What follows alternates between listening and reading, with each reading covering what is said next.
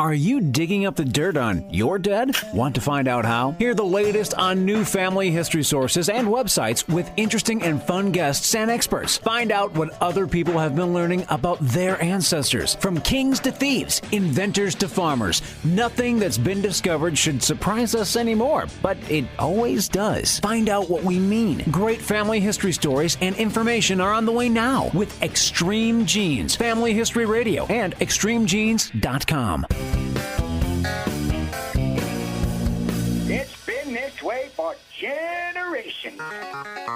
Extreme Genes, Extreme Genes. Dates in the Bible don't quite match the marriage certificate. Extreme Genes, Extreme Genes. Uh-oh.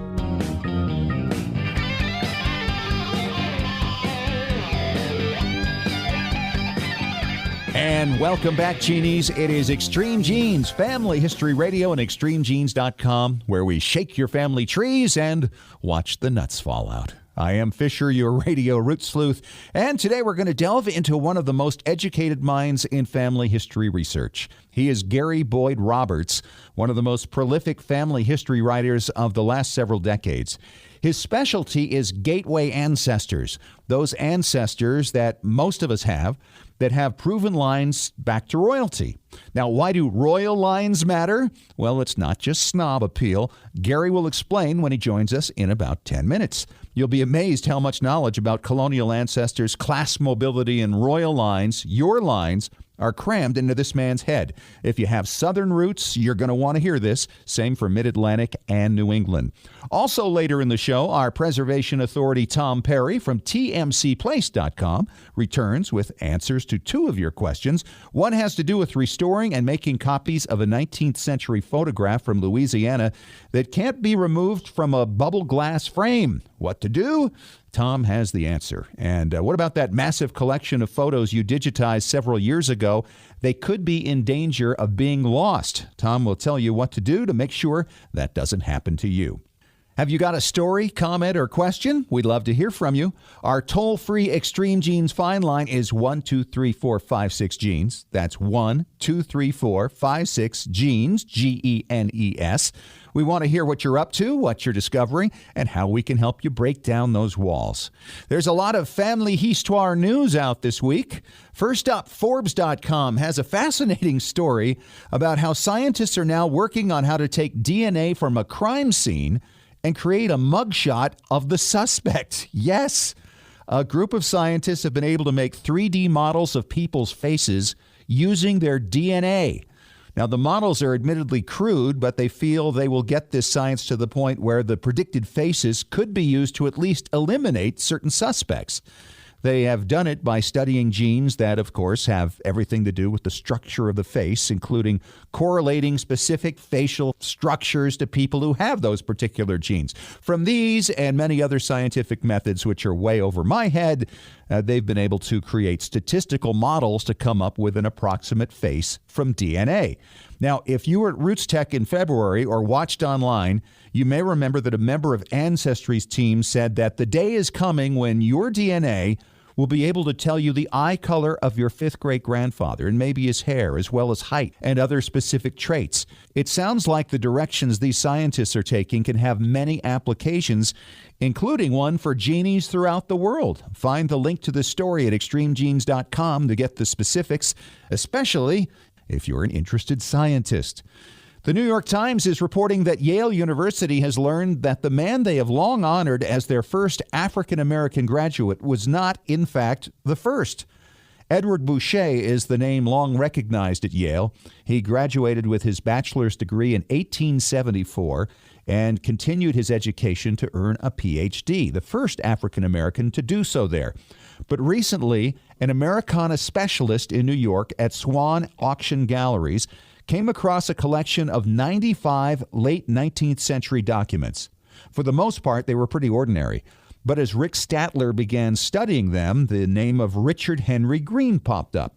Well, in the course of his normal evaluation of the material, Statler visited Ancestry.com and learned in an old digitized publication that Green was named as an African-American graduate of Old Yale. something the people at modern-day Yale were unaware of.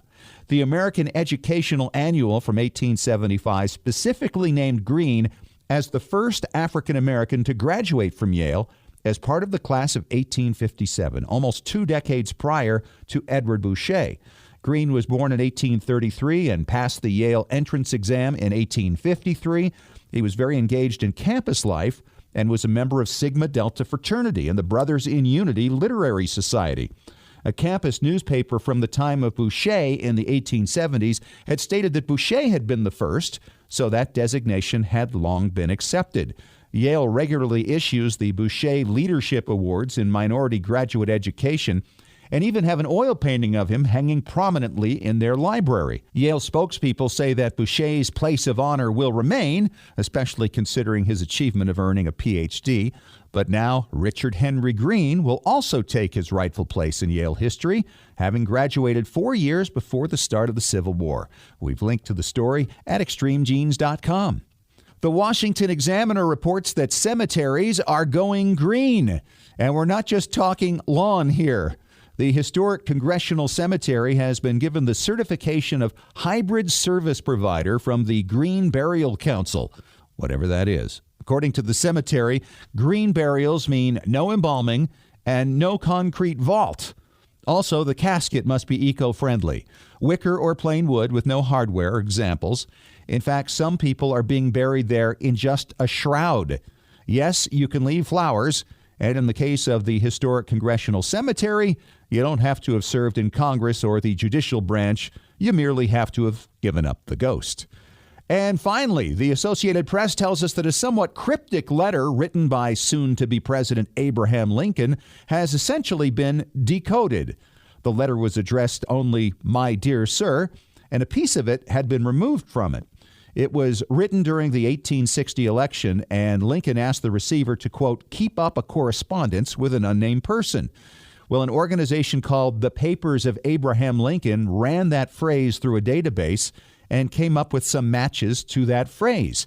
As a result of those, they now believe the letter was sent to an Illinois man named Leonard Swett, a fellow Republican, who was trying to get a newspaper editor in Albany, New York, Thurlow Weed, to support Lincoln for the Republican nomination.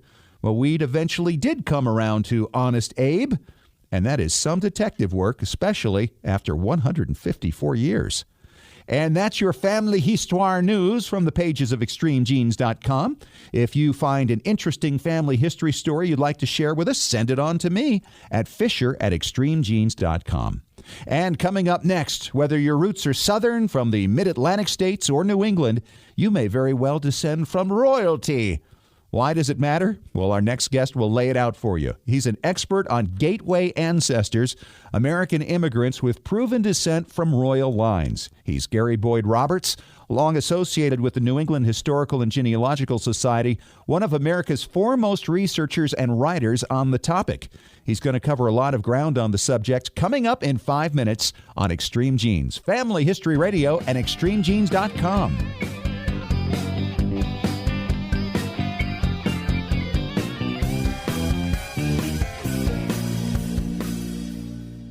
Your priceless 8mm home movies and your precious family videos are deteriorating right now. Heat, moisture, insects, dust, mold, time, they're all robbing you of your family's memories. It's time to preserve those treasures right now by digitizing them at tmcplace.com.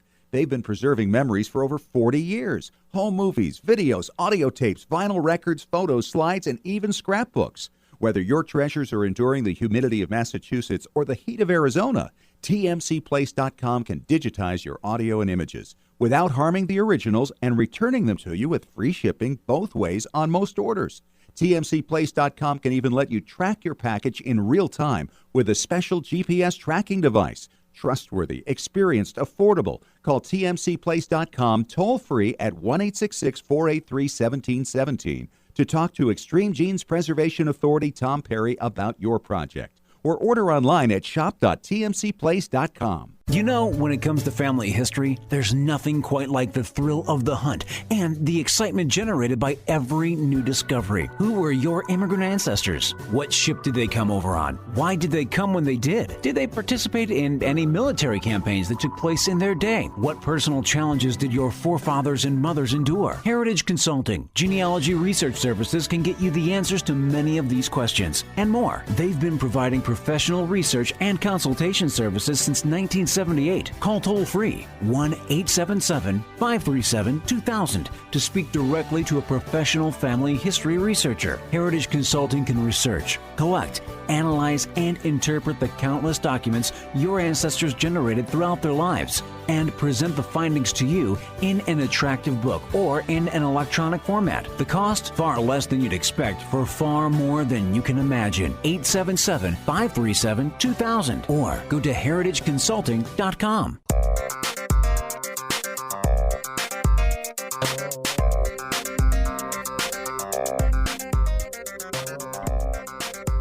Welcome back to Extreme Genes, Family History Radio, extremegenes.com. It is Fisher here, your radio root sleuth, and our guest today is Gary Boyd Roberts, a Texan-born researcher in Massachusetts who is very well known for all the books that he's done, linking us back to the kings. Now, you know, everybody, Gary, descends from paupers and from kings, and you chose the king side for some reason. Why is that? Yes, because they're traceable. Yes. All of the other sides of a family, all the other groups you're likely to descend from, will disappear in the sense of not being traceable at a certain point. Kings will take you back to the ancient world. Wow, that's a great point. I would have never thought of it. I think a lot of people think, well, if you're tracing back to the kings, you're looking to satisfy a certain ego. But the reality of it is the kings do take you back farther than anybody else. Than anyone else. And the children of kings are nobles. The children of nobles are gentry, the owners of settled estates, those that are inherited by the eldest son. And the children of the gentry are soldiers or bureaucrats or intellectuals at Oxford or Cambridge or Harvard or Yale. And these upper middle class people who ran America for a long time mostly have a strand of this gentry, noble, and royal ancestry. Now, how many people do you think within the country have a royal connection through early American ancestors? Oh, probably 100 million or more. So about a third. I should think. It's a matter of how much colonial ancestry you have, how many ancestors who came here by 1775. And for those people who have quite a bit of such ancestry, having an immigrant of royal descent, there are about 400 or 500, actually a little over 500 numbers of colonial immigrants who have that kind of ancestry. It's hard not to have one of those 400 or 500 as an ancestor. Yeah, I would think so. And I'm aware of two in my line. And I don't know how many, the average is for somebody like that. But we're talking mostly, when you talk about the colonial ancestors, you're talking about people from Virginia and the mid-Atlantic states, New York, Pennsylvania, and then Massachusetts, of course. Yes, they're largely the Puritans who were basically preachers and governors. In Massachusetts, you're talking about large landowners in the mid-Atlantic and Quakers. An enormous number of both English and Welsh Quakers have these kinds of lines. And then Virginia planters with some Maryland planters and Carolina planters as well. So which has the most? You're saying Massachusetts probably with the most gateway ancestors? I would think Virginia, actually. Really? But it's much easier to trace people after they arrive in New England. It's a smaller population. We're much better documented. But there are actually more such immigrants in Virginia. Virginia was peopled by 1,000 probably for every one New Englander. So 100 to 1 is probably more like it. How many have you identified personally? Well, I've identified I have a volume that's about to come out, or will be out in 2 years, on the royal descent of 800 immigrants. Now, that's about 500 again in the colonial period. And then I deal with such modern people as Werner von Braun and Dag Hammarskjöld and Audrey Hepburn and Olivia de Havilland and Joan Fontaine and Anna Wintour of Vogue, the wife of Ezra Pound, and so on.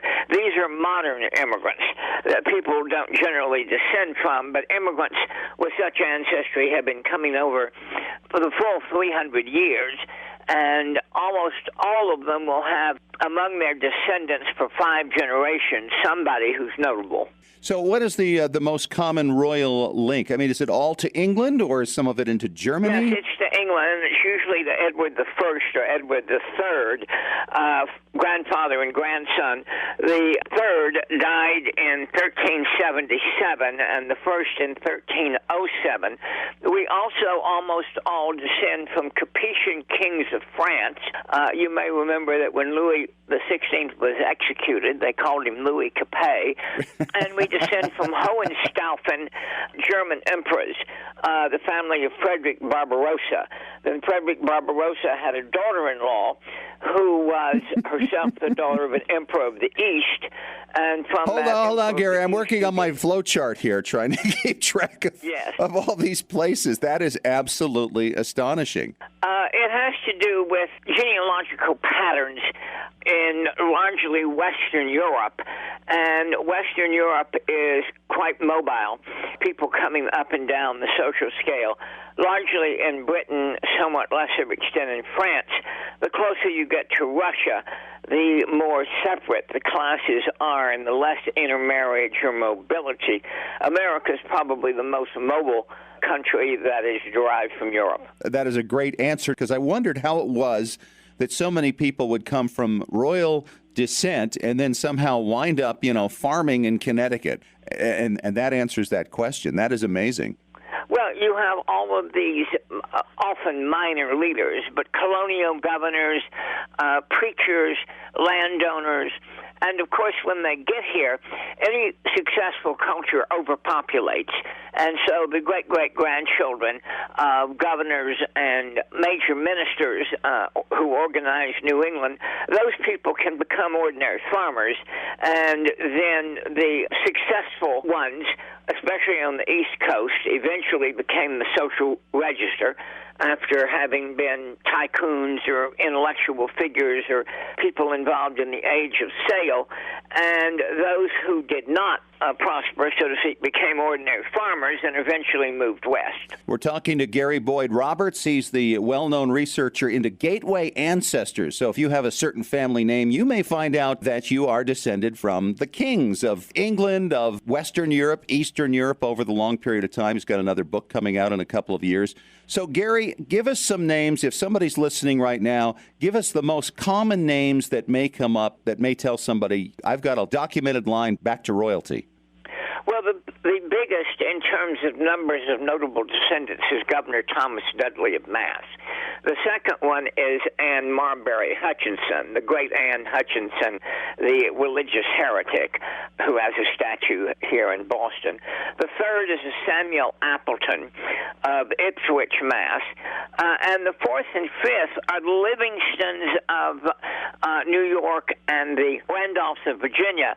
Then there's a much more obscure immigrant, Dorothy Thompson Park, who is an ancestor, and really her mother, Alice Freeman Thompson Park, a rather ordinary immigrant with a very minor strand of royal descent that came into Stonington, Connecticut. And she's a good example of those people who are here and will surprise you with ancient ancestry, which you usually will be surprised by. But then there are the others, the Dudleys and Hutchinsons and Livingstons and Randolphs, whom everybody knows from history books. Yeah, I would say. So how many descendants do these people have right now, do you think, living? Well, Well, there are about 100 million people in the country with mid-Atlantic or Southern ancestry, about 100 million with New England ancestry, and 100 million who are descended from 19th and 20th century immigrants. But we're all intermarrying very fast. And so this ancient swath of ancestry, going from the ancient to the feudal and medieval worlds, and then down to American colonists, and down to, say, the suburban middle class of today, most educated urban dwellers, most people who've had the chance and the background for education. Almost all of these people have this kind of ancestry. They have lots of other kinds of ancestry, which again are untraceable after a certain point, but they have a strand or two going back to these kings, and from these kings they can go back. Before they were kings, there were tribes and tribal chieftains, and the tribes had invaded Rome in about 400 AD, and you can get back through kings of Armenia to those of Cyprus, and ultimately to the Ptolemaic pharaohs of Egypt, and there are possible lines from Greece. There were no biblical lines, and there are no Muslim lines for Westerners, but there are lines from a large number of other ancient cultures. So whether you're Southern, Midwestern, Western, or Eastern, we could all share in this kind of ancestry. Yes, and you also have people such as Tip O'Neill's wife and others who think of themselves as Irish or Italian or whatever, but who will have a Yankee grandmother or great-grandmother. Mark Wahlberg is such a person, and who thinks of himself, no doubt, as Swedish and has a French-Canadian royal descent, but also has a Yankee and is descended from the Hawthornes of Salem. This is Mark Wahlberg, after all.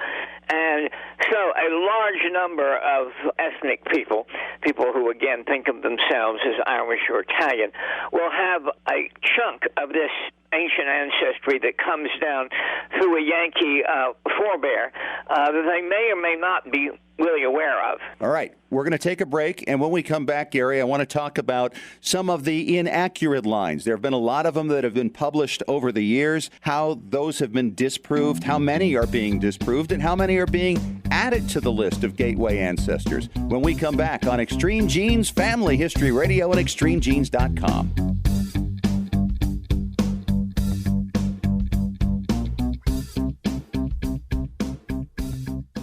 Got a brick wall in your family tree? Don't know how to break through it? Get professional help from Heritage Consulting Genealogy Research Services. Speak directly with an experienced genealogical researcher, not a salesperson, by calling toll-free 1-877-537-2000. When you call, ask how you could win a free 1-hour consultation with an expert genealogist. Heritage Consulting Genealogy Research Services, with over 35 years of research experience. Visit heritageconsulting.com.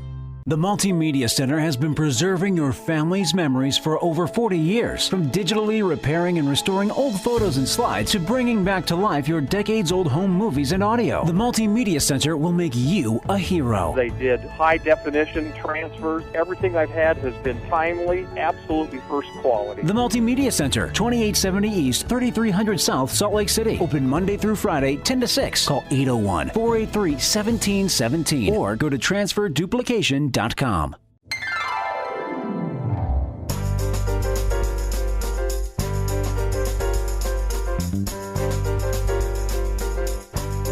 We are back at Extreme Genes Family History Radio, ExtremeGenes.com. It is Fisher here with our guest, Gary Boyd Roberts, the nationally renowned researcher who has discovered so many gateway ancestors. But, Gary, you've also disproven quite a few over the years. And well, a lot of people have disproven them. I tend to like to add them up. Yeah. Other people like to tear them apart.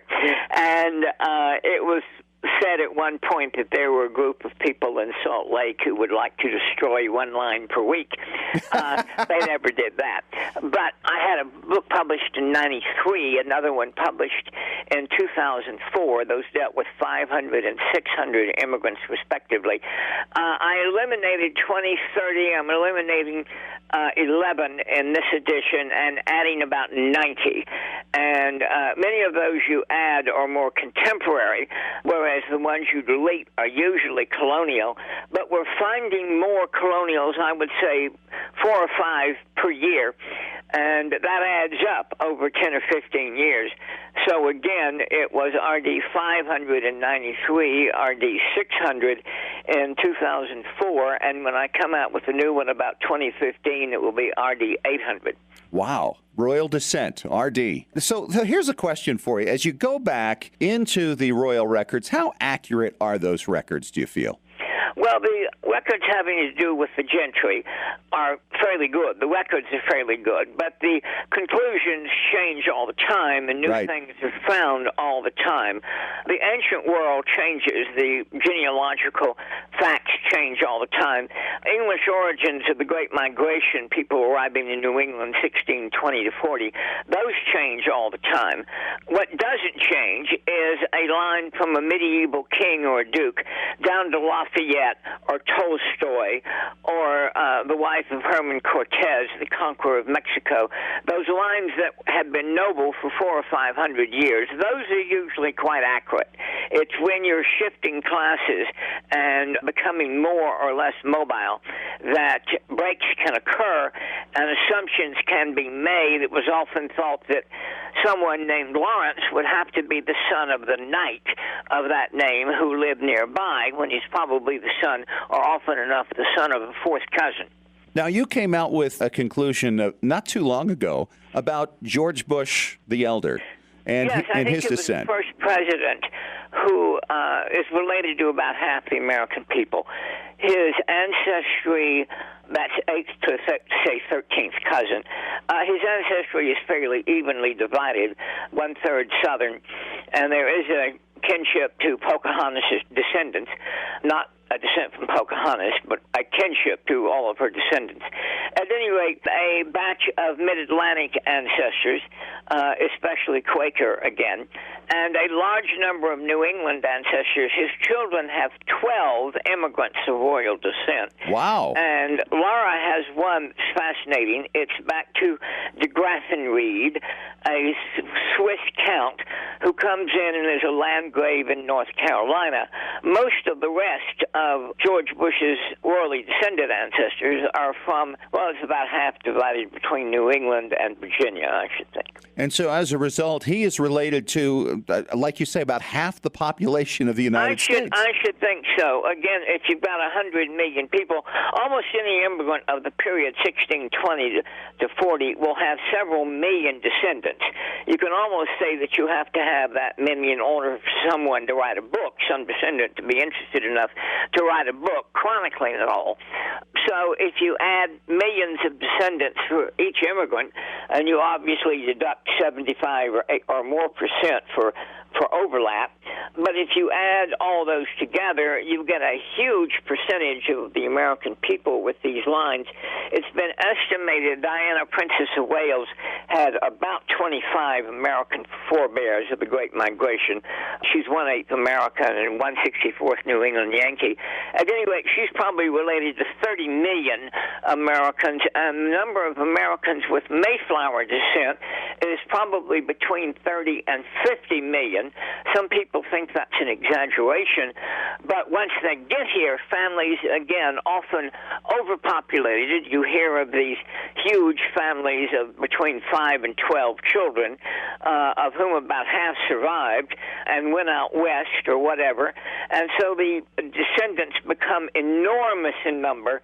So the challenge now for everybody as they go on is to find who these people are, because this is the line that is likely to take you the farthest back and tie you to historical records. Fascinating. Yes, and it's almost never your father's father's father's father's father. It's always someone you've never heard of as a boy. Your mother's father's mother's mother's father's mother's father's mother's mother's father, whom indeed you have never heard of. And the patrilineal line that you thought was so great, usually it's not. There were a great many tycoons, especially, who tried to make, like DuPont, for example. And a few of them really do have such lines patrilineally, but most, again, it's through paternal families they've never heard of. And most of the lines proposed for tycoons and for other early hereditary society members in the 1880s or 90s, most of those have been massively revised and other royal descents have been found. So there's a constant adjustment. The people who thought they were of royal descent 100 years ago usually are, but not the way they thought. So let me ask you this. You've got hundreds of Gateway ancestors, those who came over 300-400 years ago who go back to the kings. Which one is the closest descent from royalty? There's a Nelson pair in Raleigh that are descended, Raleigh, Mass., that are descended from a sibling of George, Duke of Clarence, Richard III of Shakespeare's plays, and Edward IV, who was the grandfather of Henry VIII. There are possible descendants of Henry VIII. It's often thought that he had a mistress, Mary Boleyn, sister of Anne. She had two children named Henry and Catherine for the king and queen, the then queen, Catherine of Aragon. They have about 6 great or great-great-grandchildren who came to the colonies.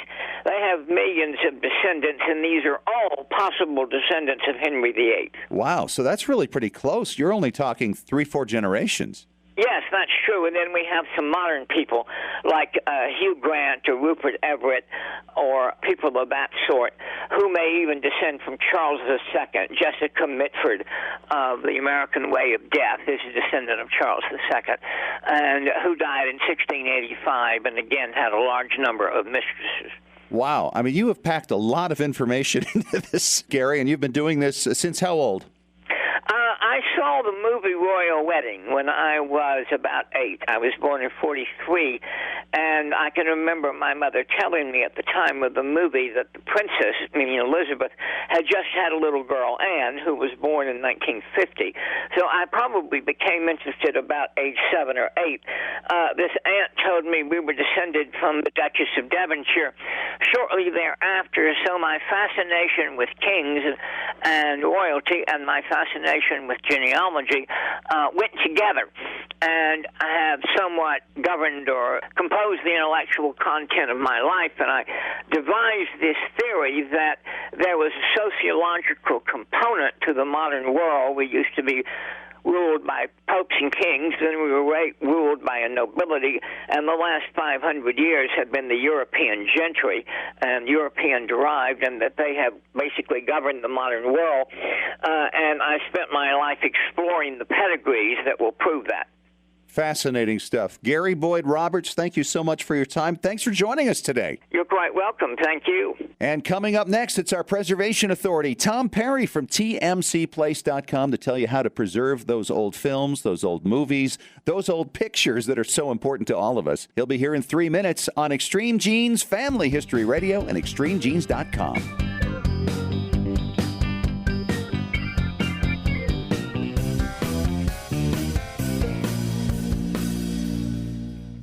Remember how fun it was to capture those special moments of your children's childhood on video and watch it back, knowing that you'd be able to have that memory forever?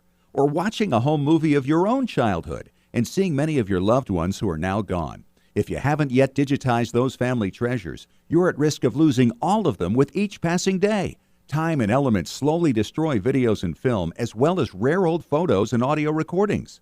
Rescuing your memories is what tmcplace.com has been doing for over 40 years. They can transfer all these discs and hard drives so you and your family can enjoy them digitally for generations to come, and without damaging the originals. They provide free shipping both ways on most orders. They even offer GPS real-time tracking of your package so you can be confident that nothing can ever be lost in transit. Call toll-free 1-866-483-1717 to talk to Extreme Genes Preservation Authority Tom Perry about your special project, or order online at shop.tmcplace.com. How's your family history research going? Are you stuck on a difficult line? Don't know how to start? Let the professionals at Heritage Consulting Genealogy Research Services help. Heritage Consulting has been providing professional research and consultation services since 1978. They can help you find your own personal family history for far less than you would expect by researching, collecting, analyzing, and interpreting the numerous historical documents your ancestors left in their lifetimes. They'll then provide you with a professionally written report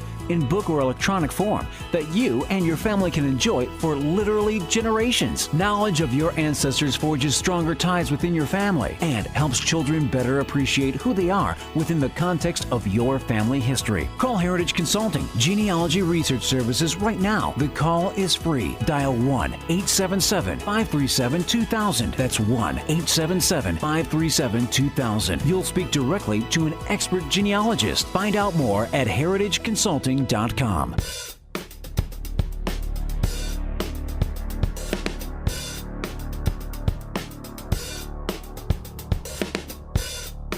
And welcome back to Extreme Genes Family History Radio. It is Fisher here, your radio root sleuth, with Tom Perry from tmcplace.com. He is our preservation authority. Good to have you again, Tom. Awesome to be here. And we got some questions in, as usual, from Ask Tom at tmcplace.com. This one from Alina Hatch in Peoria, Arizona. I've attached a photo of an 1894 photo of my great-grandmother I came across in Louisiana. The original was under a bubble glass frame and could not be removed, which is why there is a bright reflection in the center of the photo. Any chance you all may be able to work your magic and remove the glare? Oh, absolutely. There's all kinds of magic we can work with that. First thing we usually want to do is we want to scan it at a high resolution. And then once it's scanned, we can do what they call dodging, which is, fix some bright spots, fix some dark spots. And the picture that's sent up, which I will hold up to the mic so our listeners can see it. Look at that, yes. Look through your speaker. If you're driving, don't wait till you get home and watch the podcast. Then after we do that, we can repair, like there's some, on this picture that she sent in there, you can see some little tears in it, some spots and things. We can take those out, and then once all that's done, then we can print it at high resolution also. So it'll actually look better than the original photograph. Isn't that fun? And I do a lot of this photoshopping at home myself, and you can do amazing things now. Oh, absolutely. Now, one thing I would recommend if you have situations like this, too, if you have something in the glass that it's actually glued to the glass, whether it's, moisture or heat or whatever caused it to do that, the best thing to do is when you're going to take a photo of it, use something with a polarizing lens because that will get rid of the glare, or put it in a good lighted area where it has diffused light like fluorescent lighting, and turn off the flash on your camera because the camera's going to, flash off the glass. You're going to see those spots like her photo has. And so if you turn all that stuff off, you'll be able to get a lot better shot of it. Now, a lot of times, too, if you adhere to a glass where it's not rounded or concave like this glass is, you can take it to some professional scanners that have high-end equipment, and you can take it out of the frame, but you don't have to take it off the glass. You can take the glass and put it down on their machines because they have special software that's built into their equipment to get rid of glares and things like that. So once they do it, they'll be able to take away some of the problems that are going to be associated with it. So you're saying that if you actually do a scan of something that's under glass, you will not get a reflection? If you use a polarizing filter, correct, or you take it to a professional such as us, and then we can scan it with our special software, and it will automatically remove that glare and look to what's behind it. So what's something like that cost, Tom? It's not really too bad. This picture has a lot of work that needs to be done in it, but with all the scanning, the dodging, the repairing, and actually making like an 11 by 17 print, you're still usually looking at $100. Oh, wow. That's a great deal. And, and you get a treasure that's actually better than the original. Oh, exactly. And in this picture, you can see parts of the picture actually missing that we can go and recreate those. We have had situations where we've done photos for people where we had to take somebody out, or they were the last person in the line and their shoulder's cut off. So we actually go in and build them a new shoulder. Give them a new shoulder. Exactly. At very little charge. No Obamacare necessary. Yep. No long-term care, no pain. It's really, really easy to do. And it's pretty inexpensive. Most people that contact us think this is going to be hundreds and hundreds of dollars to do. But generally, it's pretty inexpensive. It's not that much work. It's mostly just the time you're paying for. If you're taking a shot of something that's concave, like this lady sent in to us, you want to make sure, again, that you have very diffused lighting, so nothing's reflecting off of that. Turn off the flash on your camera and try and get it right over the top of it.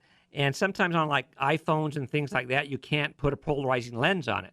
So just kind of move your camera around to where you can see the best shot of it and shoot it. You don't have to have it perfectly centered. As long as we can see the whole photo, we can go in and clean it up. Well, hopefully that answers your question, Elena.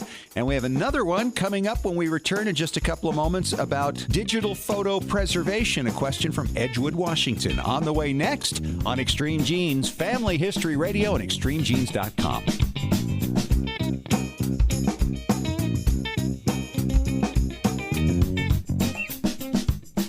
Did you know your family's memories are being destroyed a little at a time every day? It's true. Old home movies, slides, photos, and audio recordings fade over time. The longer you delay the digitizing of these priceless artifacts, the more likely it is they'll be gone one day. That's why you need to call the Multimedia Center. I brought in VHS videotape and had them transferred to DVD. The Multimedia Center, 2870 East, 3300 South, Salt Lake City. Open Monday through Friday, 10 to 6. Call 801-483-1717 or go to transferduplication.com. Hey,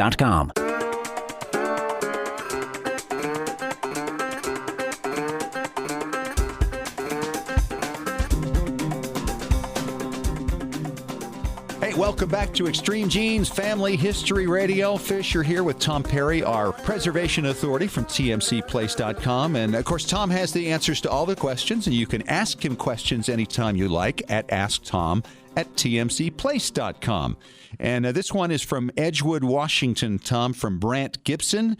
He says, I have a question about digital photo preservation. I have a couple thousand digital photos, and I've heard you need to open your photo files every few years to make sure they work with new software. Is this true? And if so, with so many pictures, what's a good and reasonably fast way to do this? Good question, Brant. That's an awesome question. And that just proves that everything you hear on the internet or read on the internet is not true. Love that. And that's why you're here. Exactly. And a lot of times people don't go into enough detail when they're saying, hey, watch out for this, don't do this. I believe what Brant's looking for, or what he's hearing, this is mostly for like software, like when computers were first out, they had different companies making things like Microsoft Word, but it wasn't Microsoft Word, and they've gone out of business. And we have people bringing in floppies to us constantly with old programs, and they want them put on a CD, which we can take the documents and put it on a CD for them, but it's still in the exact same format that they brought it into us. And if they can't access some software or a newer software that will read that, they basically have document files that are totally unreadable. And I'm pretty sure this is what Brant's looking at, is old software that's no longer available. But on photos, you shouldn't have that problem if you saved them in like JPEGs, TIFFs, PDFs, RAWs, formats like that, because they've been around for a long time. And I would be surprised if they ever go away, because they are basically the industry standard. Right. Whether you're using Microsoft or you're using an Adobe product or anything else, these are very, very standard. So what you want to do is, if you do have these files that are in something strange, open them and make sure they do open. And then a good program to use is Photoshop. Go in and do batch files, do batch conversions. And so if you have thousands of files, you can set up and say, okay, this folder, I want you to do this. Go and set it up, walk away from it, and it'll rock and roll. And when you go in the documentation, a lot of times you might not find something exactly like that. Go on to Google and type in a Google search, and you might find somebody that's found a way to write a real easy script that you can put into Photoshop that will do this for you. Really? Oh, yeah, and they're pretty easy. I've had photos that I wanted to look a certain way, like an old-fashioned picture, but it was not a normal sepia tone, but I had seen it before, and I would go on and Google it and find out somebody had already written a script for it. And you can download the scripts. They're usually free, and they can do all kinds of things to your photos, make them look like old-fashioned photos, clean up your photos, turn them into, JPEGs or TIFFs or PDFs or whatever it is you want them to be. And then once you do that, then you want to always be sure you go in and check your files. When you have this many photos, it's kind of hard to go through them, but I really recommend you do at least look at the thumbnails. Because a lot of times when you're doing major digital transfers like this, there can always be some kind of an artifact that gets into the photo, and you might go through one of them and only half the picture's there, because it happened to be where some digital artifacts got in and corrupted that one file. So that's why you want to go through and look at them, because you want to go to them 10 years from now and find out, oh my goodness, I did this conversion, and these 3 photos aren't there, or they're only half there, they're really damaged. Would it make sense to go through and look at, say, every 10th one? just to kind of get a feel for it, or do you need to see them all? I would say see them all, because chances are, the needle in the haystack can be the stinker one, and knowing my luck, it would be the one that I wanted really, really bad, the one that got corrupted.